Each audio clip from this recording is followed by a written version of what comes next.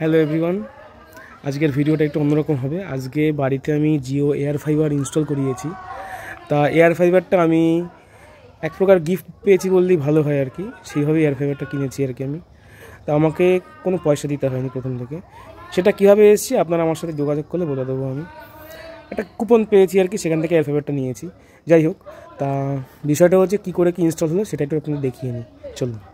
এখানে আমার ওরা বাইরের যে রাউটার আর কি, মানে এটা হচ্ছে আউটার রাউটার আর কি, যেটাতে এই সিগন্যালটা ক্যাচ করে। এখান থেকে যে তারটা বেরিয়েছে এটা পুরো বেরিয়ে এখান থেকে নিয়ে গিয়ে তারটা ভেতরে রাউটারের কানেকশন হয়েছে, সেটাও দেখাচ্ছি আমি। আশা করি আপনারা দেখতে পাচ্ছেন এখানে দুটো সিগন্যাল লাইট আর কি, সবুজ লাইট জ্বলছে। ওরা বললো যদি সিগন্যাল ঠিকঠাক না হয় দাদা এখানে লাল লাইট জ্বলবে বা ব্লিঙ্ক করবে, বাট এখানে সিগন্যাল বেশ ভালো আসছে। তা এটা ওরা সেট করে দিয়ে গেল আর কি আমাদের এখানে। এটা হচ্ছে ইন্টারনাল ওয়াইফাই রাউটার, যেটা ওরা সেট করেছে। আমি এখান থেকে একটা ল্যান কানেকশান নিয়ে টিভির সাথে কানেক্ট করে দিয়েছি, আমার এখানকার টিভি।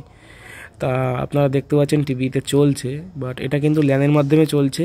ল্যান বলতে জিও এয়ার ফাইবার যে ল্যানটা, তার মাধ্যমে চলছে। টিভিতে আমি ইউটিউব চালিয়ে রেখেছি, আমি সাউন্ডটা মিউট করে রেখেছি, বাট ভালো কানেকশান হচ্ছে, ভালোই চলছে আর কি। আচ্ছা, এটা হচ্ছে জিও টিভির রিমোট। তা প্রথমে যখন টিভিটা অন করা হয় না, এরকম একটা অ্যাডস আসবে কিছুক্ষণ, ওই 10 সেকেন্ড মতন আর কি, যেটা ইউটিউবে আমরা অ্যাড পেয়ে থাকি। তা দেখতে পাচ্ছেন অ্যাডটা। আমার এখানে না আমার টিভিটা একটু খারাপ হয়ে গেছে, ঘরের টিভিটা, তা একটু অ্যাডজাস্ট করে নেবেন। হোম বাটন চলে এসছে, হোম বাটনে ক্লিক করলে রিমোটে আপনার এরকম একটা ইন্টারফেস দেখতে পাবেন।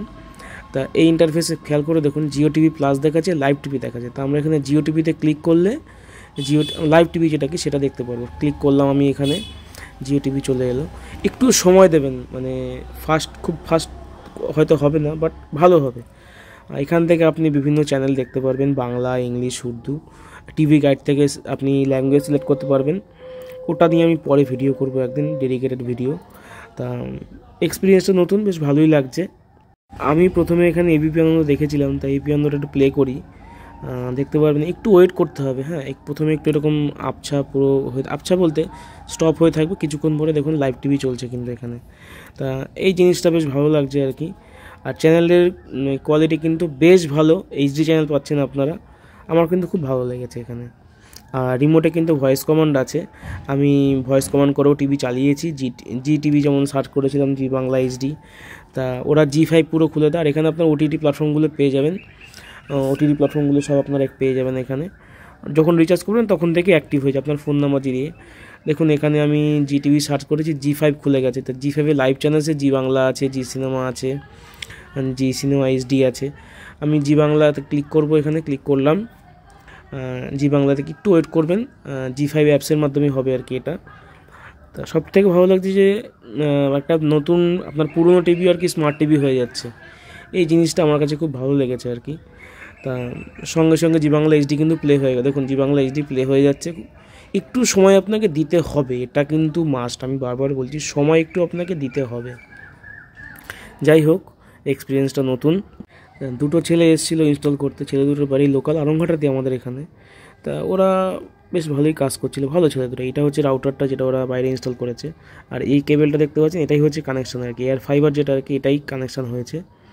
তাই ওরা টুকটাক ভালোই কাজ করেছে, সময় লেগেছে 2 ঘন্টা 2.5 ঘন্টা মতন সময় লেগেছে। এখন কাজটা কিন্তু খুব সহজ নয়, বেশ রিস্কি, কিন্তু উপরে গিয়ে কাজ করছে। আর আপনাদের মনে অনেক কোশ্চেন থাকতে পারে আমি কেন জিও এয়ার ফাইবার নিলাম। প্রথম কথা, এক খরচে অনেকগুলো কাজ হয়ে যাচ্ছে, সেটা আমি একটু ভালো করে বুঝিয়ে দিই। আমার প্রত্যেক মাসে ব্রডব্যান্ড ইন্টারনেটে খরচ হয় প্রায় 600 টাকা। তারপরে টিভির বিল প্রত্যেক মাসে 300 টাকা। এরপরে মোবাইল যেটা আছে আমার ফোনটা, সেটাতে প্রায় 300-350 টাকা লাগে। ওই ফোন সিমটা অ্যাকচুয়ালি বাড়িতেই থাকে, তো ওয়াইফাই কল হবে, সেখানে আমার কলটার জন্য কোনো পয়সা দিতে হচ্ছে না, টিভির জন্য কোনো পয়সা দিতে হচ্ছে না। ইভেন ইন্টারনেটটা আমি ফ্রি পাচ্ছি, 1000 জিবি নেট মাসে অনেক, আমার অতটা লাগবেও না আশা করি।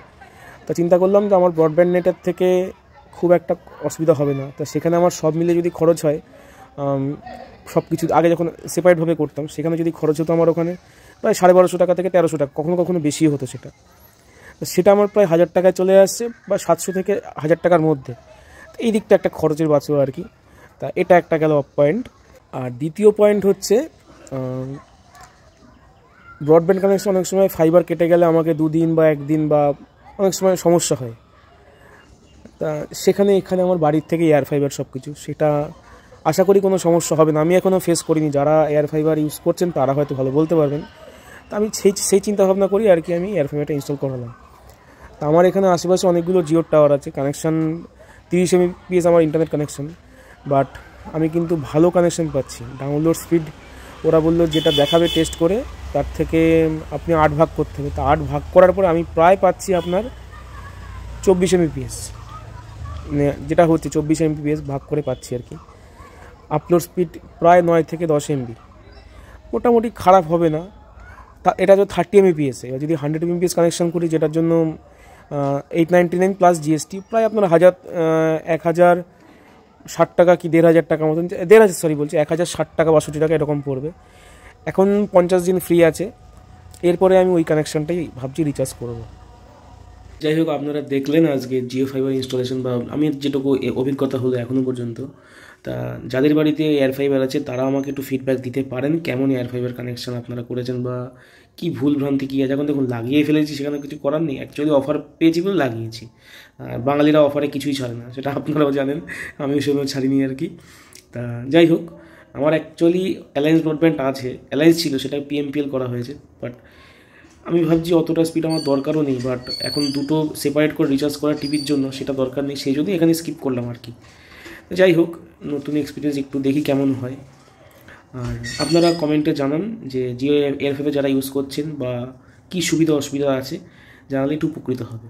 আচ্ছা, এখনকার মতো ভিডিও এই পর্যন্তই। আর যারা ফেসবুক থেকে দেখছেন তারা ফলো করতে ভুলবেন না, লাইক করতে ভুলবেন না, শেয়ার করতে ভুলবেন না। আর যারা ইউটিউব থেকে দেখছেন চ্যানেলটাকে অবশ্যই সাবস্ক্রাইব করুন যারা এখনও করেননি। আর যারা চ্যানেলটা সাবস্ক্রাইব করেছেন ভিডিওটাকে শেয়ার করতে ভুলবেন না।